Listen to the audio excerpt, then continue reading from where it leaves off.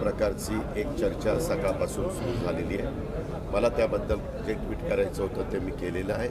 बाकीचे पण आमचे सिनियर नेत्यांनी आपापली भूमिका मांडलेली आहे। ह्याची देशाला नितांत गरज होते।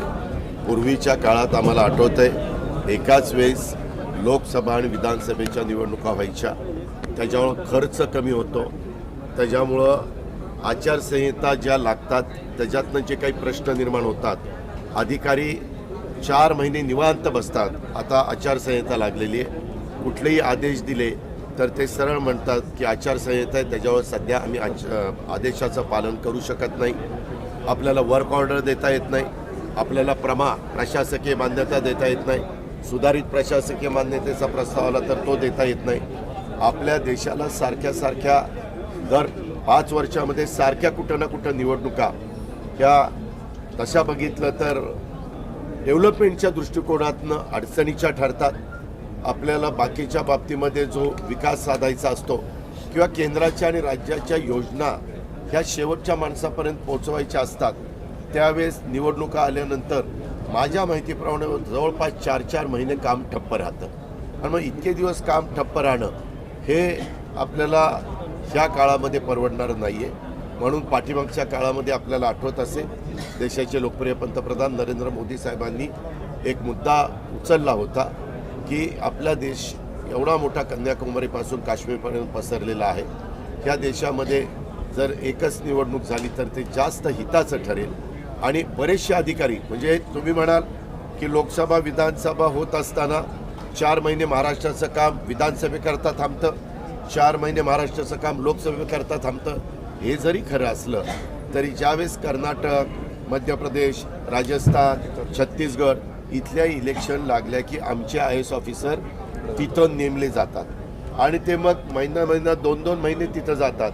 त्याच्यावर त्यांच्यावर ज्या डिपार्टमेंटची सेक्रेटरी पदाची, प्रिन्सिपल सेक्रेटरी, ACS याची जबाबदारी असते तेही काम थांबतं का, तर ते तिकडं गेलेले आणि मग अधिकाऱ्यांना पण त्याच्यात गुंतून पडावं लागतं आणि विकास कामावर ह्याचा फार मोठा परिणाम होतो। म्हणून जसं 1 नेशन 1 टॅक्स तसं 1 नेशन 1 इलेक्शन ह्याची गरज होती अर्थात। आणि खर्चही खूप वाढतो। तुम्हालाही माहिती आहे की खर्च सगळ्याच हेलिकॉप्टर असतील, विमानं असतील, बाकीचा सगळा खर्च असेल। खर्च करताना निवडणूक आचारसंहितेचं तंतोतंत पालन करून तो खर्च करावा लागतो, पण तो कसा होतो ते आपल्यालाही सगळ्यांना माहिती आहे। तुम्हालाही त्रास होतो, इकडे जायचं दांडका घेऊन का तिकडे जायचं दांडका घेऊन, हा काय म्हणला तो काय म्हणला। त्याच्यामुळं हे खरोखरी सध्यातला थोडासा गमतीचा भाग जाऊ द्या, परंतु ह्याची नितांत देशाला गरज आहे। आता कोविंद साहेब आपले माजी राष्ट्रपती यांची समिती नेमलेली आहे, ते त्याचा अभ्यास करतील। 5 वर्ष देशाचे राष्ट्रपती म्हणून त्यांनी केलेलं काम आपल्याला सगळ्यांना माहिती आहे आणि त्याच्यामुळं त्यांचा जो काही अहवाल येईल त्याच्यानंतर पुढं फायनल निर्णय होईल। परंतु ह्याची नितांत गरज देशाला आहे हे माझं स्पष्ट मत आहे, राष्ट्रवादी काँग्रेस पार्टीचं स्पष्ट मत दादा पण विरोधक कार्यकर्ते एकत्र 2 महिन्यापूर्वी या महायुती सरकारमध्ये सामील झालेलो आहे। आम्ही सगळेजण मंत्री एकत्रपणे अनेकदा काम करतच असतो। मागे देखील आम्ही काम केलेलं आहे। मागे 2.5 वर्ष एकनाथराव शिंदे असतील, भुजबळ साहेब असतील, मी असेल, अशा आम्ही अनेकांनी मागच्या गव्हर्नमेंटमध्ये पण काम केलेलं आहे, त्याच्यावर ती अडचण नाही। आणि आम्ही 30-35 25 वर्ष राजकीय जीवनामध्ये काम करत असल्यामुळं आपण ज्यावेळेस राज्याच्या हिताकरता, राज्याच्या भल्याकरता, देशामध्ये नरेंद्र मोदी साहेबांच्या नेतृत्वाला सपोर्ट करण्याकरता, पाठिंबा देण्याच्याकरता आम्ही सगळे एकत्र आलेलो आहोत। आज देशाला खऱ्या अर्थाने त्याची गरज आहे आणि म्हणून आम्ही निर्णय घेतला। इतके दिवस आमचं अधिवेशन होतं, वेगवेगळे शासन आपल्या दारीच्या निमित्तानं आम्ही कार्यक्रमाला वेगवेगळ्या जिल्ह्यात जातोच। आता परवा दिवशी आम्ही बुलढाण्याला चाललो आहे, परंतु आमचे जे कार्यकर्ते आहेत, राष्ट्रवादीचे कार्यकर्ते, शिवसेनेचे आणि भारतीय जनता पक्षाचे आणि इतर पण मित्रपक्ष म्हणजे रामदास आठवले, हितेंद्र ठाकूर, बच्चू कडू असे अनेक सहकारी त्याच्यामध्ये, जानकर महादेव किंवा इतर सदाभाऊ खोत वगैरे असे अनेक सहकारी आहेत, कवाडे साहेब, तर ते पण सगळेजण काल आम्ही एकत्र बसलो होतो। सगळ्या कार्यकर्त्यांनी जसं आम्ही राज्य पातळीवर एकत्र काम करतोय तसं जिल्हा पातळीवर, तालुका पातळीवर, गाव पातळीवर किंवा वॉर्डामध्ये तशा पद्धतीनं काम झालं पाहिजे. कारण पहिल्यांदा आता पार्लमेंटच्या निवडणुका येऊ घातलेल्या आहेत. स्थानिक स्वराज्य संस्थांच्याही निवडणुकीची आम्ही वाट बघतोय, परंतु सुप्रीम कोर्टामध्ये मॅटर असल्यामुळं तो अधिकार शेवटी सर्वोच्च न्यायालयाचा आहे. ते ज्यावेळेस देतील त्यावेळेस त्या निवडणुका लागतील. मध्ये आपल्याला सगळ्यांना माहिती आहे मार्केट कमिटीच्या, सहकारी संस्थांच्या निवडणुका ह्या झाल्या, काही चालू आहेत. त्याच्यावर ती बाब सध्या सुरू असलेली आपण पाहतो. पण आता तरी आमच्या सगळ्यांच्या समोर पहिलं टार्गेट लोकसभेची निवडणूक. लोकसभेच्या निवडणुकीमध्ये NDAला मागच्या वेळेसपेक्षा जास्त जागा कशा निवडून येतील, महाराष्ट्रातनं पण 48 पैकी जास्तीत जास्त जागा कशा निवडून येतील याबद्दलचं आमच्या सगळ्यांचं नियोजन आहे. आणि त्याकरता सगळ्या कार्यकर्त्यांच्यामध्ये एकोपा व्हावा, त्यांच्यामध्ये एक त्यांचे मन जी जुळावी अशा प्रकारची आमच्या लोकांची भावना आहे.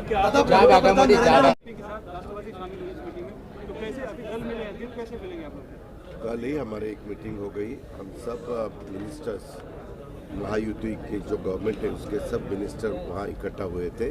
हमारे पार्टी के प्रेसिडेंट भी थे, अलग अलग पार्टियों के अलग अलग ने, शिवसेना के चीफ या राष्ट्रवादी के चीफ या बीजेपी के चीफ सब साथी थे. इवन रामदास आठवले जी, जोगेंद्र कवाड़े जी, महादेव जानकर जी, बच्चू कडू जी, सदाभाऊ खोत जी, विनय कोरे जी, हितेंद्र ठाकुर जी, ये भी सब महायुति के जो भी मित्र पक्ष है वो भी सब साथ थे. वो मीटिंग अच्छी हुई. आज तो मीटिंग सुबह ही होने वाली थी, लेकिन आज वाइस प्रेसिडेंट अपने मुंबई में आने वाले थे, इसीलिए उनको वेलकम करने के लिए CM DCM साहब जाने वाले थे. इसीलिए दोपहर से ये मीटिंग का काम शुरू करने वाले, दोपहर 2 बजे से 2-2:30 बजे से.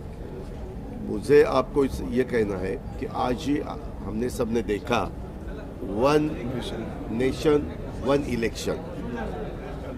कुछ साल पहले 1 नेशन 1 टैक्स ऐसा GST के बारे में डिसीजन लिया. उसके बारे में बहुत साल चर्चा चालू थी, लेकिन बाद में वो चर्चा ख़त्म होने के बाद अंतिम डिसीजन लिया गया और सबने उसका स्वागत किया, वेलकम किया. अभी 1 नेशन 1 इलेक्शन ये भी ज़रूरी है, क्योंकि अपना देश इतना बड़ा है, अपने देश में इतने स्टेट्स है. तो पिछले कई सालों से हम देख रहे हैं 5 साल कहीं ना कहीं चुनाव चालू ही है. फिर चुनाव जब चालू रहते हैं, समझो देश का चुनाव एक दफ़ा होने के बाद 5 साल के बाद आता है, लेकिन अलग अलग स्टेट के अभी कुछ महीने पहले आपने देखा कर्नाटक और कोई स्टेट का चुनाव था. अभी आने वाले छत्तीसगढ़, राजस्थान उसका चुनाव आ रहा है, मध्य प्रदेश. ऐसे बार बार चुनाव ही आ रहे और फिर उसमें सब ऑफिसर्स वो चुनाव में इलेक्शन ऑफिसर्स के नाते का उनको काम करना पड़ता है. और फिर जो गवर्नमेंट चलती है उनके ऊपर आचार संहिता लागू हो जाती है. इसीलिए बहुत तकलीफ हो जाती है, डेवलपमेंट पूरी ठप हो जाती है. और बार बार अपना जैसे देश में चुनाव होना, कहीं ना कहीं चुनाव होना ये ठीक नहीं है. बहुत साल पहले मुझे याद है कि एक ही दिन पार्लियामेंट का भी चुनाव रहता था और असेंबली का भी चुनाव रहता था. तो एक दफ़ा होने के बाद 5 साल तो चुनाव नहीं आएंगे और ऑफिसर भी कभी कभी जो काम करना पड़ता है तो पूरा काम रुकवाना पड़ता है. नया कोई भी डिसीजन हम ले नहीं सकते, क्योंकि कोई ना कोई जगह कोड ऑफ कंडक्ट रहता है. ऐसा सब चलता है. इसीलिए ये जो समिति उन्होंने फाइनल की है वो अच्छी है.